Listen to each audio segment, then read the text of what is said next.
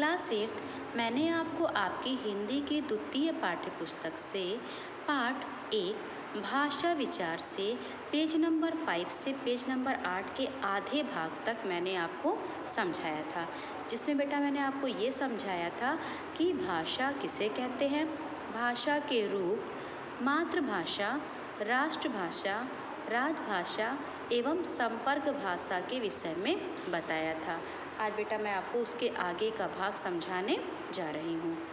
भारत की संपर्क भाषा हिंदी है तथा विश्व की संपर्क भाषा अंग्रेजी है। जब बेटा हम एक देश से दूसरे देश जब जाते हैं तो हम दूसरे देश के लोगों से जुड़ते हैं, उनसे संपर्क बनाते हैं, हम मिलते हैं, तो हम जिस भी भाषा का प्रयोग करते हैं उनसे मिलने के लिए एक देश के निवासी जब आपस में संपर्क करने के लिए करते हैं तो उसे संपर्क भाषा कहते हैं। तो इस तरह से बेटा भारत की जो संपर्क भाषा है वह है हिंदी और विश्व की संपर्क भाषा है अंग्रेजी। भारत की मान्यता प्राप्त भाषाएं। भारतीय संविधान में 22 प्रादेशिक भाषाओं को मान्यता प्रदान की गई है। वे इस प्रकार हैं। क्लास 8 ये बेटा आपको याद होना चाहिए कि आपके भारत में कौन सी भाषाएं मान्यता प्राप्त है। अगर क्लास 8 आपको अभी भी नहीं याद है तो आप याद कर लीजिए। हिंदी, असमिया, बांग्ला, गुजराती, बोडो, डोगरी, कन्नड़, कश्मीरी, कोंकणी, पंजाबी, उर्दू, मैथिली, मलयालम, मणिपुरी, मराठी, नेपाली, उड़िया, संस्कृत, तमिल, तेलुगु, संथाली तथा सिंधी। ये है बेटा 22 प्रादेशिक भाषाएं जिनको मान्यता दी गई है। मानक भाषा। जब भाषा विकास प्रक्रिया से गुजरती है तब उसकी एकरूपता को बनाए रखना कठिन हो जाता है। हिंदी भाषा का क्षेत्र बहुत व्यापक है, इसलिए इस पर बोलियों तथा उपभाषाओं का प्रभाव पड़ता रहता है। ऐसी स्थिति में वर्णों व शब्दों के एक से अधिक रूप प्रचलित हो जाते हैं। कौन सा रूप शुद्ध है तथा मानक है यह जानने में कठिनाई का अनुभव होता है। इस कारण भाषा में एक रूपता की आवश्यकता पड़ती है। भाषा के जिस रूप को शिक्षित जनों द्वारा प्रयुक्त व विद्वानों द्वारा स्वीकृत किया जाता है वह भाषा का मानक रूप कहलाता है। मानक भाषा। बेटा हमारी जो भाषा है जब वह विकास के दौर से गुजरती है तो उसमें एक रूप बनाए रखना क्या हो जाता है, कठिन हो जाता है। हम नहीं समझ पाते हैं कि कौन सी जो भाषा का शब्द है, कौन सा शब्द सही है, कौन सा गलत है या कौन सा वर्ण कैसा होगा। तो ये बेटा बताए रखने के लिए या इसकी एक रूपता देने के लिए एक रूप को मान्यता दी जाती है कि हाँ ये सही है, तो कठिन हो जाता है। और चूँकि बेटा हिंदी जो भाषा है उसका जो क्षेत्र है वो भी बहुत विस्तृत है, उसका क्षेत्र भी बहुत ज़्यादा क्या है, व्यापक है। इसलिए क्या होता है, इसलिए इस पर बोलियों तथा उपभाषाओं का प्रभाव अधिक पड़ता है। तो ऐसी स्थिति में क्या होता है बेटा कि शब्दों व वर्णों की एक रूपता बनाए रखने के लिए बहुत सारे रूप प्रचलित हो जाते हैं। ऐसी स्थिति में वर्णों के और शब्दों के क्या होते हैं बेटा, एक से अधिक रूप हो जाते हैं। मतलब एक शब्द को कई तरीक़ों से लिखा जाता है, एक वर्ण को भी कई तरीक़ों से लिखा जाता है। तो कौन सा रूप उसका शुद्ध है और कौन सा रूप उसका सही है, कौन सा मानक है, ये जानने में हमें बहुत कठिनाई होती है। इसी कारण बेटा भाषा में एक रूपता देने की आवश्यकता पड़ी। तो इस तरह से क्लास 8 हमारी भाषा के जिस भी रूप को हमारे शिक्षित जनों ने और विद्वानों ने जिस भी भाषा को स्वीकृति दी वही भाषा मानक रूप कहलाती है। क्लास 8 मानक भाषा किसे कहते हैं आपको समझ में आ गया ना। मतलब हमारी जो भाषा है बेटा वो विकास के दौर से गुजरती है और एक रूपता बनाए रखना हमारे लिए कठिन हो जाता है। और हिंदी भाषा का जो क्षेत्र है बेटा वो बहुत ही फैला हुआ है, बहुत ही विस्तृत है, बहुत ही व्यापक है और इस पर बोलियों और उपभाषाओं का प्रभाव भी पड़ता है। इसलिए क्या होता है, एक शब्दों के या एक वर्ण के बहुत सारे रूप प्रचलित हो जाते हैं। तो हमारे शिक्षित जनों और विद्वानों के द्वारा जिस भी भाषा को जिस भी रूप को स्वीकृति दी जाती है वही रूप क्या कहलाता है, मानक रूप कहलाता है। अब आइए बेटा पेज नंबर 9 पर। अब यहाँ देखिए बेटा कुछ उदाहरण दिए गए हैं मानक रूप के। अब देखिए यहाँ पर ये जो लिखे हैं ये अमानक रूप है, सही रूप ये है। यहाँ पर भी इस तरह से बेटा ये अमानक रूप दिए गए हैं और ये मानक रूप है। जैसे हम लिखते हैं ना नए, नहीं तो ये गलत है, ये क्या है, मानक नहीं है, ये सही रूप है नए। ठीक है, अंत, संबंध, आई इत्यादि। अब है हिंदी भाषा की विशेषता व उपलब्धियाँ। तो क्लास 6 इसको बेटा एक बार आप देख लीजिएगा और आप इसको भी बहुत अच्छे से याद कर लीजिएगा। हिंदी भाषा की राष्ट्रभाषा, राजभाषा तथा संपर्क भाषा है। यह भारत में अनेक राज्यों के निवासियों की मातृभाषा है तथा यह देश की संपर्क भाषा भी है। हिमाचल प्रदेश, उत्तर प्रदेश, उत्तराखंड, हरियाणा, दिल्ली, मध्य प्रदेश, छत्तीसगढ़, बिहार तथा झारखंड मुख्य हिंदी भाषी प्रदेश हैं। हिंदी पूर्णतया वैज्ञानिक भाषा है। इसके उच्चारण व लेखन में एकरूपता है। लिपि चिन्हों के नाम व ध्वनियों में कोई अंतर नहीं है। जैसे रोमन में बेटा अक्षर बी की ध्वनि ब है, बी की ध्वनि ब, लेकिन हिंदी में अक्षर आ की ध्वनि भी आ ही है। हिंदी फिजी देश की भी राजभाषा है। यह मॉरिशस, फिजी, त्रिनिदाद और टोबैको, सुरिनाम, मलेशिया, अमेरिका, दक्षिण Africa, Yemen, Uganda, Nepal, New Zealand, Germany आदि में भी बोली जाती है। डॉक्टर जयंती नौटियाल ने 20 वर्षों तक देसी व विदेशी भाषाओं के आंकड़ों का अध्ययन करके यह सिद्ध कर दिया है कि हिंदी भाषियों की संख्या चीनी बोलने वालों से कहीं अधिक है। चीनी बोलने वालों से अधिक है। संपूर्ण विश्व में हिंदी भाषा में सबसे अधिक फिल्में बनाई जाती। आजकल टीवी चैनलों पर समाचार, विज्ञापन और अन्य कार्यक्रम भी हिंदी भाषा में सबसे अधिक प्रसारित होते। भारत में सर्वाधिक पत्र पत्रिकाएं व पाठक हिंदी भाषा के हैं। हिंदी का शब्द भंडार 1 करोड़ से भी अधिक है। वह दिन दूर नहीं जब हिंदी विश्व की संपर्क भाषा के रूप में प्रयोग की जाएगी। तो ये है क्लास 8 हिंदी भाषा की विशेषताएं और उपलब्धियां जो आपको भी पता होनी चाहिए। तो इसलिए क्लास 8 आज बेटा आप इसको भी अच्छे से पढ़िएगा और कंठस्थ कर लीजिएगा। अब आइए बेटा पेज नंबर 10 पर। 10 पर है बेटा केंद्रीय हिंदी निदेशालय के अनुसार मानक वर्तनी। ये आप बेटा स्वयं देखिएगा और देखकर इसको भी समझिएगा। अब आइए बेटा पेज नंबर 11 पर। हिंदी जगत की विशेष उपलब्धियाँ। अब देखिए बेटा हिंदी जगत की विशेष उपलब्धियाँ क्या हैं। 769 ईस्वी में पहले हिंदी साहित्य दोहा कोश की रचना की गई। 1100 ईस्वी में आधुनिक देवनागरी लिपि का जन्म। फिर 1913 में दादा साहेब फाल्के द्वारा पहली हिंदी फिल्म राजा हरिश्चंद्र का निर्माण। 1926 में कलकत्ता में पहले हिंदी समाचार पत्र उद्दंड मार्तंड का प्रकाशन।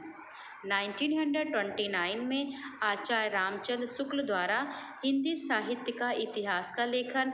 ऐसे ही 1930 में हिंदी टाइपराइटर का जन्म। 1931 में पहली बोलती फिल्म आलम आरा का निर्माण और 1949 में हिंदी भारत की राजभाषा घोषित की गई।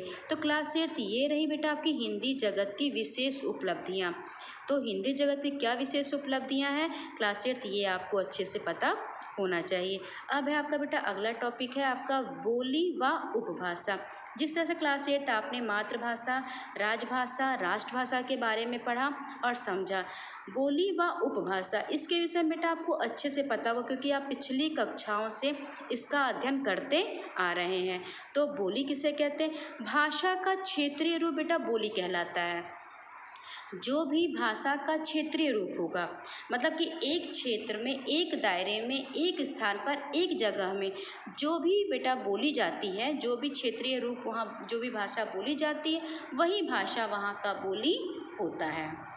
भाषा का क्षेत्रीय रूप बोली कहलाता है।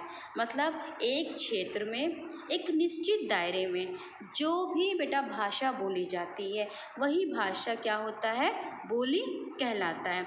यह भाषा का अल्प विकसित रूप होता है। साथ ही बोली क्या है बेटा, बोली जो है भाषा का अल्प विकसित रूप होता है। अल्प विकसित क्यों होता है? अल्प विकसित बेटा इसलिए होता है क्योंकि इसका दायरा बहुत ही निश्चित होता है, क्योंकि ये कि छोटे से क्षेत्र में बोली जाती है, इसलिए यह अल्प विकसित रूप होता है। फिर है, इसे सामान्यतः बोलचाल में प्रयोग किया जाता है। जो बोली है इसको बेटा सामान्यतः बोलचाल की भाषा में प्रयोग किया जाता है। इसमें साहित्य की रचना प्रायः नहीं होती है। बेटा बोली में किसी भी साहित्य की रचना जो है वह बोलियों में नहीं की जाती। कुछ साहित्यकारों ने बोलियों में साहित्य की रचना की थी। कुछ साहित्यकार बेटा ऐसे आए हैं जिन्होंने, कुछ साहित्यकार ऐसे भी हुए बेटा, ऐसे भी आए कि जिन्होंने बोलियों में साहित्य की रचना की, जैसे गोस्वामी तुलसीदास ने रामचरितमानस कवितावली, फिर अवधि सूरदास ने सूरसागर जो ब्रजभाषा, तथा विद्यापति ने पदावली जो मैथिली की रचना की, परंतु बोलियों में रचनाएं बहुत कम हुई। बेटा कुछ साहित्यकार ऐसे हैं, मतलब देखिए बोलियों में बेटा साहित्य की रचना नहीं की जाती है, लेकिन कुछ ऐसे साहित्यकार हुए बेटा जिन्होंने बोलियों में साहित्य की रचना की है, जिसमें से तुलसीदास, सूरदास, विद्यापति हैं, परंतु बोलियों में जो रचनाएं जो मिली हैं बेटा वो बहुत ही कम है। आगे चलकर ये केवल बोली तक ही सीमित रह गई, उनका आगे विकास नहीं हो सका। केवल खड़ी बोली का विकास होता गया और उसने आधुनिक हिंदी भाषा का रूप ले लिया। कुछ अन्य बोलियां हैं कन्नौजी, मगही, बुंदेली, बांगड़ू, बघेली, भोजपुरी आदि भी हैं। तो जो बेटा खड़ी बोली है, बोली का जो बोलियों में जो रचना है बेटा वो बहुत कम है। आगे चलकर ये बोली तक ही सीमित रह गई। जो क्षेत्रीय भाषा है बेटा वह बोली तक ही सीमित रह गई, उनका आगे विकास नहीं हुआ। लेकिन हाँ, जो खड़ी बोली थी उसका विकास हुआ और वही खड़ी बोली बेटा आगे चलकर आधुनिक हिंदी भाषा का रूप ले लिया। जैसे मिले सुर मेरा तुम्हारा तो सुर बने हमारा, इसे अलग अलग बोलियों में बोला गया है, परंतु सबका भाव एक ही है। अतः बोली भाषा का अल्प विकसित रूप जरूर है, परंतु उसका बहुत महत्वपूर्ण हिस्सा भी है। बोली बेटा भाषा का अल्प विकसित रूप जरूर है, लेकिन वह भाषा का एक बहुत ही बड़ा महत्वपूर्ण भाग भी है। तो इस तरह से बेटा बोली किसे कहते हैं आप जान गए ना, भाषा का क्षेत्रीय रूप बोली कहलाता है, भाषा का अल्प विकसित रूप भी बोली कहलाता है। अब है उपभाषा। जब बोली का क्षेत्र थोड़ा बड़ा हो जाता है, जब बोली का बेटा क्षेत्र थोड़ा दायरा बड़ा हो जाता है तब वह उपभाषा बन जाती है। उपभाषा का छोटा रूप क्या होगा बेटा, बोली, और बोली का क्षेत्र जब बड़ा हो जाता है तब वह होती है उपभाषा। बोलियों में साहित्य की रचना प्रायः नहीं होती, लेकिन उपभाषा में साहित्य की रचना होने लगती है। उपभाषा में साहित्य की रचना होने लगती है। एक उपभाषा की कई बोलियां भी हो सकती हैं। अवधी, ब्रज तथा राजस्थानी बोलियों में साहित्य की रचना हुई थी और इनका क्षेत्र भी बड़ा था, अतः ये उपभाषाएं बन गई। राजस्थानी की कई बोलियां हैं, राजस्थानी की बेटा कई बोलियां, जैसे कि राजस्थानी की बोलियां हैं जयपुरी, मेवाती, मारवाड़ी, मालवी आदि। जब उपभाषा का क्षेत्र विस्तृत हो जाता है तब वह भाषा का रूप ले लेती है। इस तरह से क्लास 8 जो बोली है वह क्या है, क्षेत्रीय रूप है। बोली जो है वह भाषा का क्षेत्रीय रूप बोली कहलाता है, और जब बोली का क्षेत्र बड़ा होता है तब वह उपभाषा बन जाती है, और जब उपभाषा का क्षेत्र विस्तृत हो जाता है तब वह भाषा बन जाती है, भाषा का रूप ले लेती। खड़ी बोली, बोली का आगे विकास नहीं हुआ, वो सीमित रह गई बोली तक, तो उसका आगे विकास नहीं हो सका। लेकिन खड़ी बोली का विकास हुआ और वही खड़ी बोली क्या बन गई बेटा, आधुनिक हिंदी भाषा का उसने रूप ले लिया। तो भाषा का क्षेत्रीय रूप बोली कहलाता है और बोली का क्षेत्र जब बड़ा होता है तब वह उपभाषा बन जाती है और जब उपभाषा का क्षेत्र विस्तृत हो जाता है तब वह भाषा का रूप ले लेती है। तो क्लास 8 आपको समझ में आ गया ना बेटा, बोली और उपभाषा। आप फिर से बेटा एक बार अच्छे से पढ़िएगा और इसको पढ़ के देखिएगा कि आपको समझ में आ गया कि नहीं। अब आइए बेटा पेज नंबर 12 पर।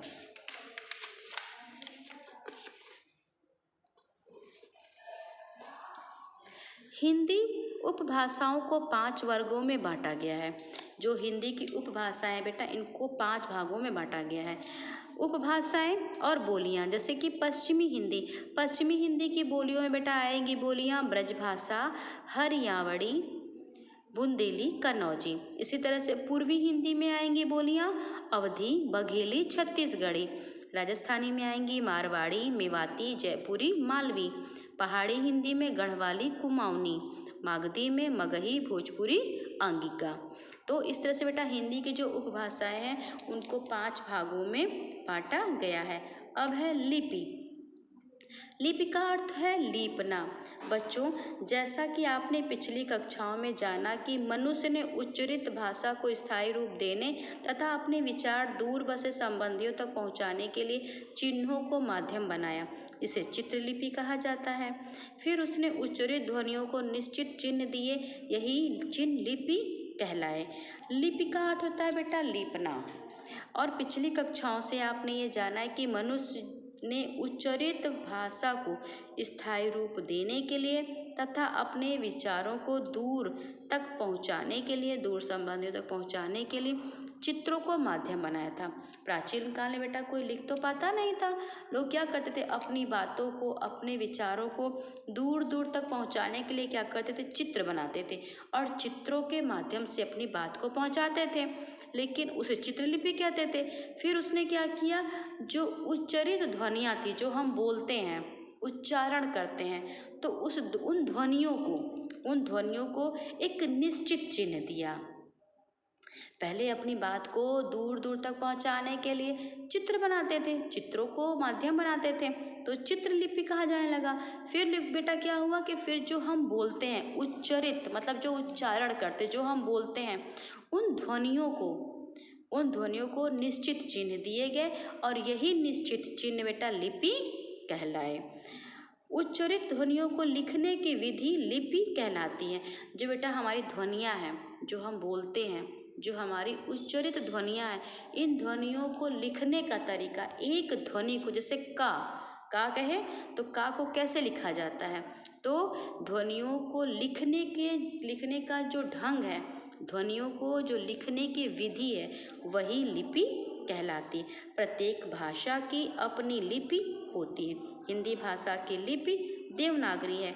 कुछ भाषाएं और बोलियां, जैसे मराठी की लिपि देवनागरी, कश्मीरी की लिपि भी देवनागरी, कोंकणी की लिपि देवनागरी, अंग्रेजी रोमन, जर्मन रोमन, फ्रांसीसी रोमन, नेपाली देवनागरी, संताली देवनागरी, बोडो देवनागरी, उर्दू, फारसी, पंजाबी, गुरमुखी, बांग्ला की बांग्ला।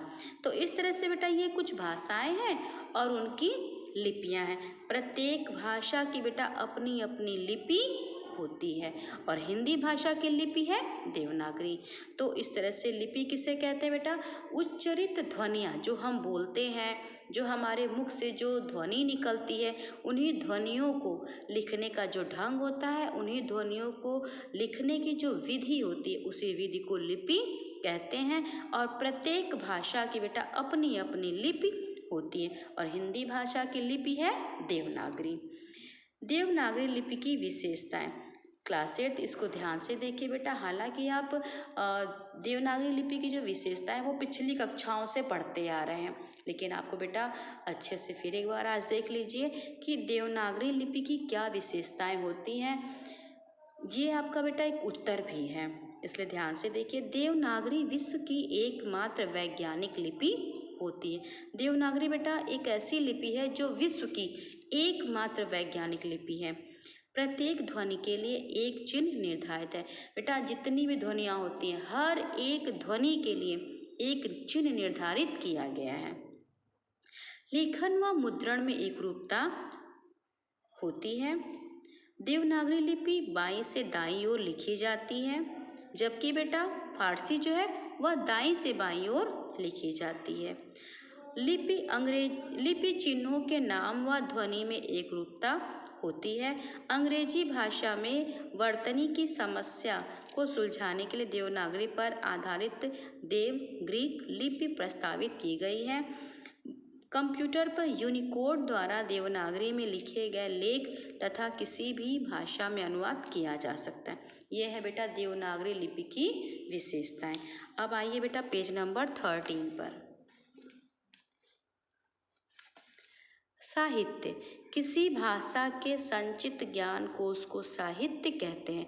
इसमें ज्ञान व अनुभव की बातें निहित होती हैं। साहित्य दो प्रकार का होता है, गद्य साहित्य तथा पद्य साहित्य। बेटा जो ज्ञान होता है और उस ज्ञान को संचित किया जाता है, संचित मतलब कि एकत्र किया जाता है, ज्ञान को इकट्ठा किया जाता है, ज्ञान के भंडार को, ज्ञान के कोश को क्या करते हैं, किसी भी भाषा का बेटा जो ज्ञान का भंडार होता है, जो ज्ञान का कोश होता है, उसे क्या करते हैं, संचित करते हैं, इकट्ठा करते हैं, एकत्र करते हैं और फिर क्या करते हैं, उसको साहित्य में पिरो देते हैं। तो किसी भी भाषा का बेटा जो ज्ञान का भंडार होता है उसको संचित किया जाता है और उसी संचित ज्ञान के भंडार को ही साहित्य कहते हैं। और जो भंडार है बेटा, जो साहित्य है, इसमें ज्ञान होता है, इसमें अनुभव की बहुत सारी बातें होती हैं। साहित्य बेटा दो प्रकार का होता है, गद्य साहित्य और पद्य साहित्य। गद्य साहित्य, जब साहित्यकार साधारण रूप से बोलचाल की भाषा में अपने विचार व्यक्त करते हैं तो वह गद्य साहित्य कहलाता है।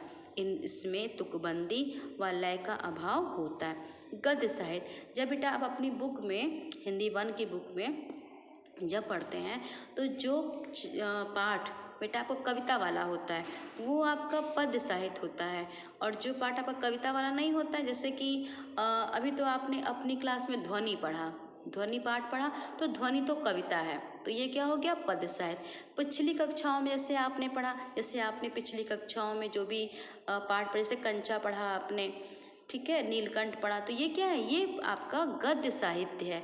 गद्य साहित्य बेटा जो साहित्यकार होता है वो क्या करता है, साधारण रूप में, यानी कि साधारण बोलचाल की भाषा में अपने विचारों को व्यक्त करता है।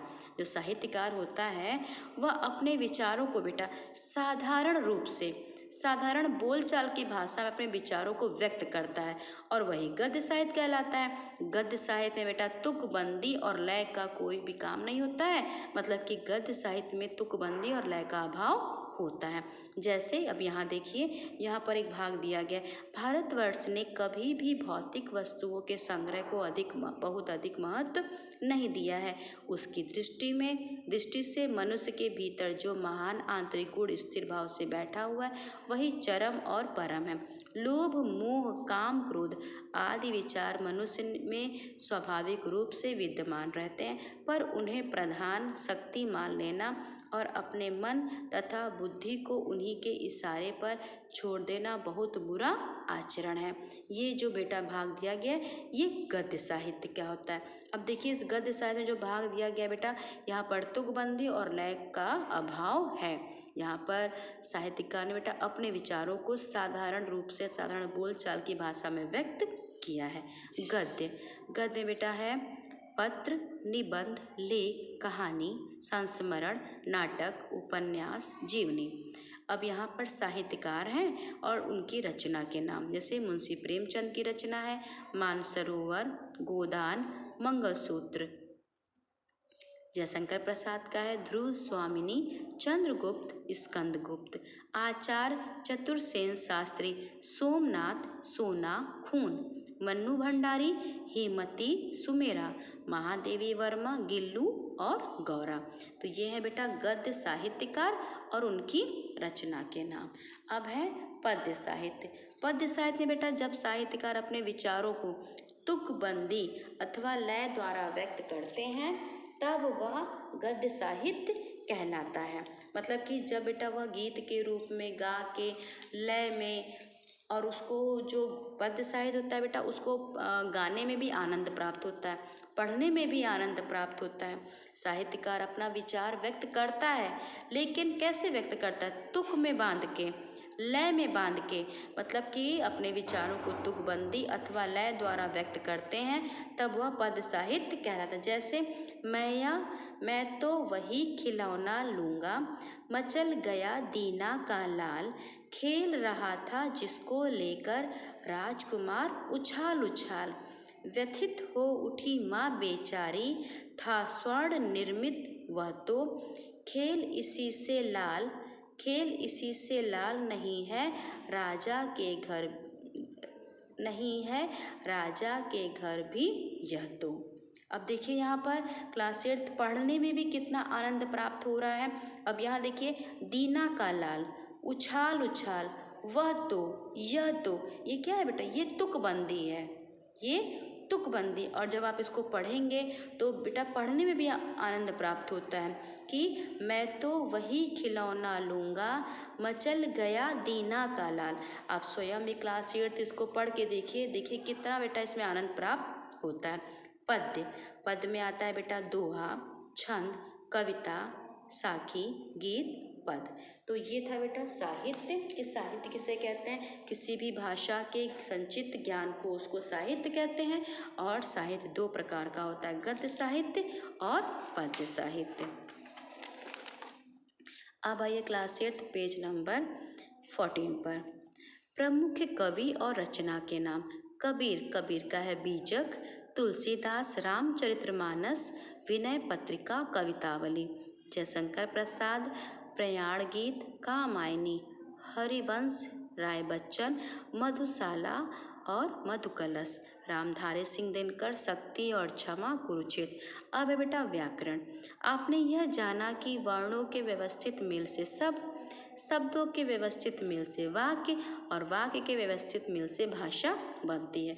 तो क्लास 8 तो बेटा आप पहले से ही पढ़ते आ रहे हैं कि वर्णों को मिलाएंगे तो शब्द बनेगा, शब्दों को मिलाएंगे तो वाक्य बनेगा, वाक्यों को मिलाएंगे तो भाषा बनेगी। लेकिन हाँ क्या है? व्यवस्थित मेल, मतलब कि वर्णों का भी जो मेल है वह व्यवस्थित होना चाहिए, और फिर शब्दों का भी जो मेल है वो भी व्यवस्थित होना चाहिए, और फिर वाक्यों का भी मेल क्या होना चाहिए? व्यवस्थित होना चाहिए, तो हमारी भाषा बनती है। यदि ये व्यवस्थित ना हो तो भाषा क्या हो जाएगी? अर्थपूर्ण नहीं होगी। अगर बेटा हमारा वर्ण, हमारे शब्द, हमारे वाक्य अगर बेटा व्यवस्थित नहीं होंगे तो क्या होगा? तो जो हमको अर्थ प्राप्त हो रहा है फिर वह भी उचित नहीं होगा, जो अर्थ मिल रहा है वह अपूर्ण होगा, सही अर्थ प्राप्त नहीं होगा। अगर बेटा व्यवस्था ही बिगड़ जाएगी तो हमारी भाषा भी सही नहीं बनेगी। किस वर्ण, शब्द तथा वाक्य का प्रयोग कहाँ और कैसे करना है इसका ज्ञान कराता है व्याकरण। अर्थात व्याकरण भाषा के नियम निर्धारित करता है। व्याकरण वह शास्त्र है जो भाषा के शुद्ध रूप व प्रयोग का ज्ञान कराता है। तो व्याकरण किसे कहते हैं बेटा? जो भी एक व्यवस्थित रूप होता है, यह व्यवस्थित रूप करता है भाषा में व्याकरण। व्याकरण के अंग वर्ण विचार, शब्द विचार। व्याकरण के अंग वर्ण विचार, शब्द विचार और वाक्य विचार, ये है बेटा व्याकरण के अंग। व्याकरण वह शास्त्र है जो भाषा के शुद्ध रूप व प्रयोग का ज्ञान कराता है। क्लास 8 आज बेटा आपका ये जो चैप्टर है, चैप्टर 1 आज पूरा हो गया है। आज बेटा आपको जितना पढ़ाया गया, आज आपको लिपि, साहित्य, देवनागरी लिपि की विशेषताएं, बोली व उपभाषा पढ़ाया व समझाया गया है, साथ ही भारत की मान्यता प्राप्त भाषाएं। क्लास 8 आज बेटा आपको क्या करना है? आज आपको ये पाठ पढ़ना है। फिर से मेरे पढ़ाने के उपरांत क्लास 8 आपको पुनः ये पाठ फिर से पढ़ना है, अध्ययन करना है और आज बेटा आप इसका कॉपी वर्क भी करेंगे। जैसा आपको पीडीएफ दिया जाएगा आप वैसे ही काम भी करेंगे। क्लास 8 इस तरह से बेटा आप हिंदी 1 में एक पार्ट कंप्लीट कर चुके हैं, मतलब कि ध्वनि। अगर आपका लिखित कार्य बेटा अभी भी शेष है तो आप समय से पूरा कर लीजिए। और आज आपको हिंदी सेकंड में भी बेटा आपको पाठ 1 भाषा विचार पूरा करना है, पूरा भी करना है। हाँ, जिसके पास बेटा बुक होगी, किताब होगी, वह किताब में ही बेटा लिखिएगा अभ्यास कार्य, और जिसके पास किताब नहीं होगी क्लास 8 वो कॉपी पे ही अभ्यास कार्य करेगा। जितना पढ़ाया गया क्लास 8 इसको बहुत अच्छे से बेटा ध्यान से फिर से पढ़ लीजिए और साथ ही साथ अपना काम बेटा समय से ही पूर्ण कर लीजिएगा।